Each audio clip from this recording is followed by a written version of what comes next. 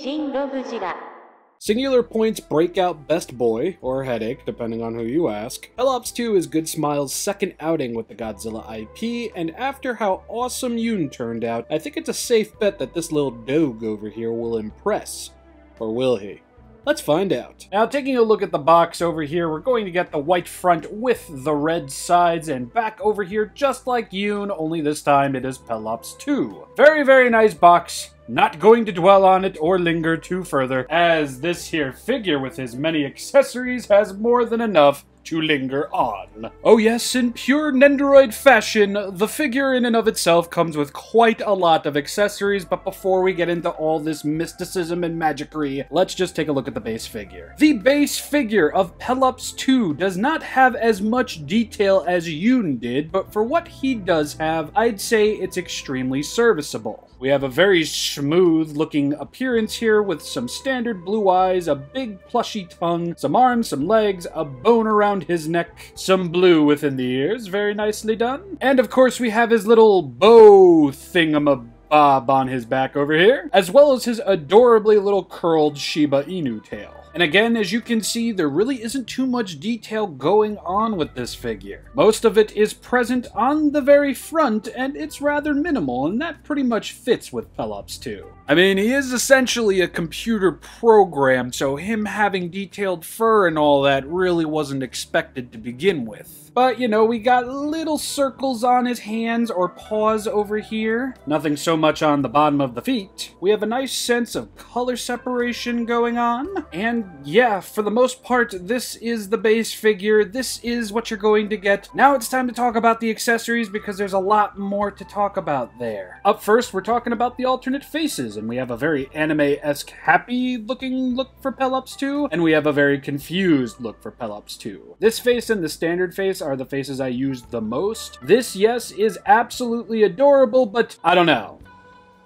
I don't care for it. It looks fantastic, don't get me wrong. I mean, just look at those eyes. But that standard face and this confused face just feel better, you know what I'm saying? And then next up, we have, I believe, a Snare Drum, which is going to have some nice paint and detail on it all around. There's a nice smooth flat surface for the top of the drum and for the bottom of the drum, and that's pretty much it for the drum, I'd say. Up next is the little mini stand that comes with this that will attach to the translucent question mark over here. Said stand and question mark are normally paired up with the very confused look on Pelops 2's face, and personally I think this is a really adorable little inclusion. But man, let me tell you, I hate these stands so much. They give me so much anxiety I get the agita just from messing around with them. And then over here we have his little Neckerchief going on, which is a nice baby blue and has nice painted on details there. It looks like cloth. It's very nicely painted. It's exactly what it needed to be. Yeah, I feel like I'm going to say that a lot throughout this review. Up next are three alternate hands. One hand is holding what looks like a chicken nugget, maybe a breakfast burrito or a hash brown, maybe. And then we have the two alternate hands holding the drumsticks, which is to be paired with the drum, obviously. And then we have Pelops 2 over here in his alternate form, very devoid of major details. But hey, man, what's there is there, and it's nicely painted. Very big fan of the little decal over here. That is just adorable. And yeah, you're not going to get too much else. You're going to get the wheels down there, and then everything else is just angular and tan.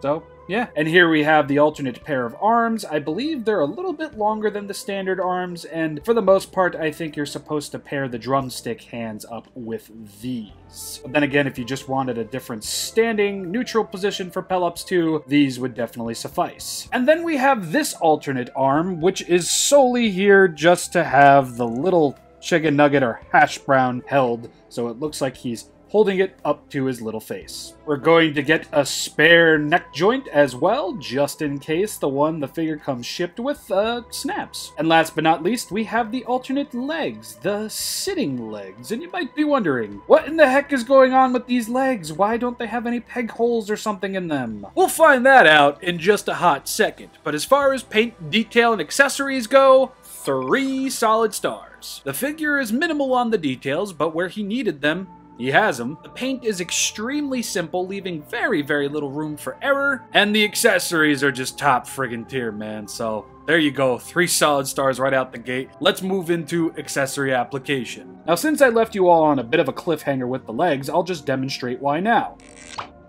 They're magnetized. There's a big old magnet over here, which is pretty cool, and it allows the legs to go in a whole bunch of different areas that look right, don't look right, the whole 9 yards. They can spin, they can move forward about this far, they can move back all the way towards his tail so you can simulate running and such. Very, very cool little idea there, I'd say. So when it comes to applying the alternate legs, it's rather simple. All you need to do is put the right leg on the right side of his body when they're not sticking together, and the left leg on the left side of his body, going from this way. So yeah, there he is. There's his sitting legs. Now, the box and the instructions do say that this will allow Pelops 2 to sit without the help of a stand, and for the most part, it does work. It's a bit of a pain in the butt, but once you get it in a specific position, it works, yeah. I'll give you a nice little demonstration here. I do like to kind of keep the legs forward and give him a bit of a bend down, and it doesn't always work like that.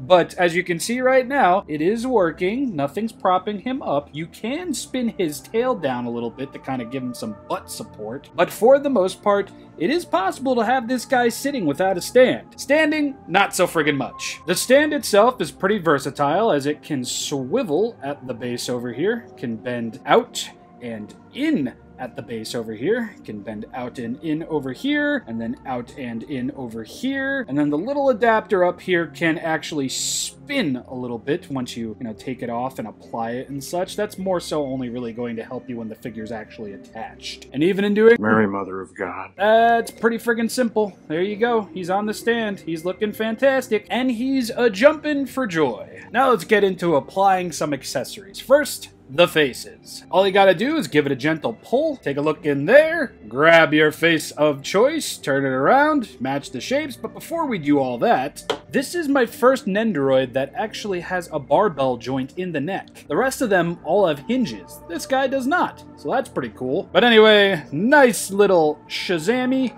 And there you go. It's just that simple. And when it comes to removing the arms, all it takes is just pulling them off like so, and you'll be good to go. Now's actually a good time to show you the differences between the two arms.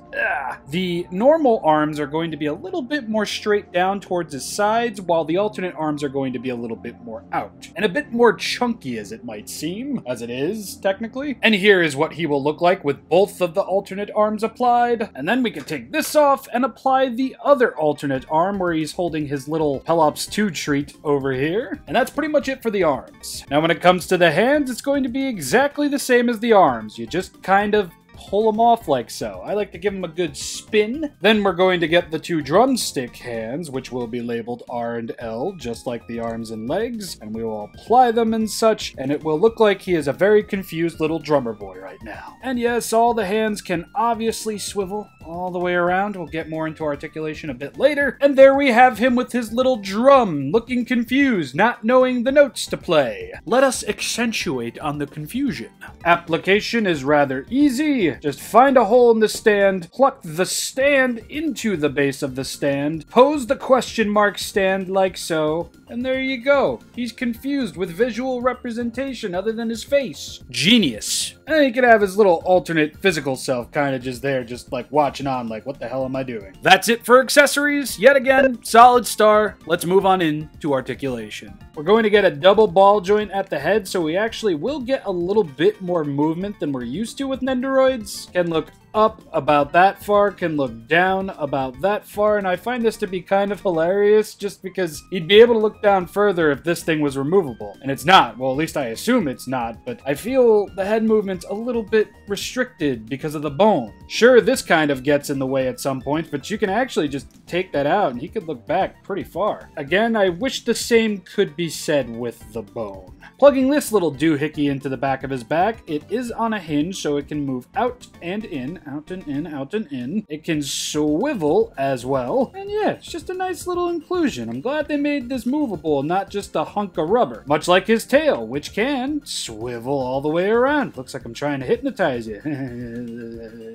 So when it comes to the legs, they can go pretty much anywhere on the bottom side of the figure. If you try and bring it to like his stomach, they're just going to fall right off. So do yourself a favor, keep the legs on his bottom half, and they do stay on pretty well. Here's a nice little shake test. I'm not going too crazy with it, but they are not falling off. So they are of a nice strength.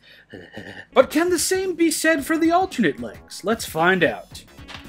Nope. Well, the one's certainly hanging on there for all dear life. Jesus. Okay, so my left leg appears to be a little bit weaker than the right leg. So now you know. And the arms could go all the way around if Pelops 2 didn't have a gigantic friggin' head.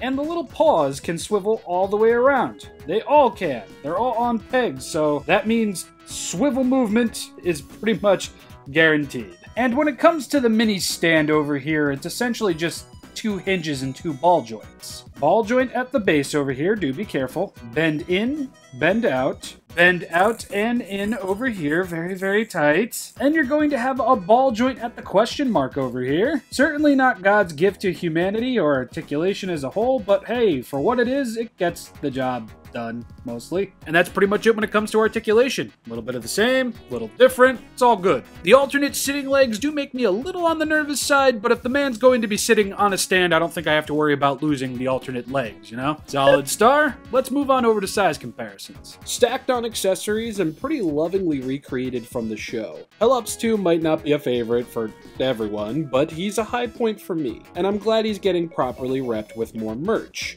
Honestly, I wouldn't mind a vinyl figure there, Bandai. But at this point, I think we're all thinking the same thing. When are Good Smile going to make a Nendoroid Godzilla Ultima? Don't know when or if that's ever going to happen, but I do know one thing. It's going to be adorable, and it is probably going to be expensive. Adorable and not all that affordable, but probably worth it. We have just one more Godzilla singular point Nendoroid to talk about. That is going to be May. She comes out at the end of this month. And with all that being said, if you haven't been sold on these cheapified Godzilla singular point character figures now, you're probably not going to be sold by the time May comes out. And that's about enough out of me. I have been ShinRobjira. I do so hope you enjoyed this video. Please check out my social media links, all linked in the description below. Consider supporting me on Patreon so you get access to early scheduled content and all that hoobajab, as well as pictures and other behind the scenes stuffs. And that's all I have to promote. I'll see you all next week with some more Godzilla related stuff. Peace.